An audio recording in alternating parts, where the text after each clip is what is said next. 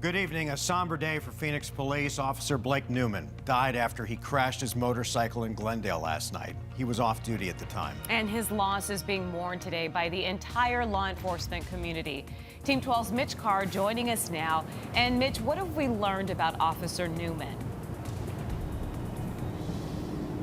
Mark and Caribe, Officer Blake Newman was one of the newest officers on the force. He graduated the academy about a year and a half ago. He had been with Phoenix PD for just a little bit over a year, and he was just starting to make his mark until last night's accident took his life.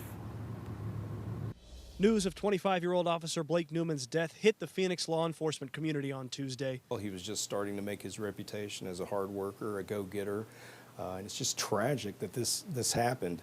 Especially around this time of year, the holidays, it just seems to amplify the sadness. Britt London is the president of the Phoenix Law Enforcement Association. He says the organization will be there for Newman's family. We just try to meet the family's needs, whatever those may be. And in this case, we don't know what the needs are yet. We've yet to have contact with the family. Glendale police say it was here at 95th Avenue in Maryland, near State Farm Stadium, where Officer Newman died, losing control of his motorcycle after hitting a curb. No other cars were involved. Officer Newman spent 5 years in the Marine Corps before joining the force a little over a year ago.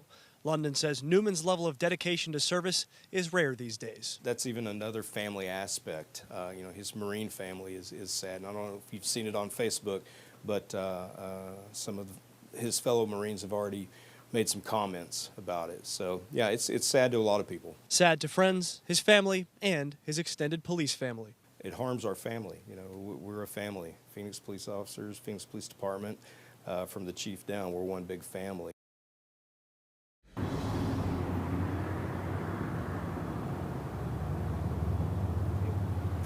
In addition to the assistance that PLE is offering, the Phoenix 100 Club is also planning to help this family.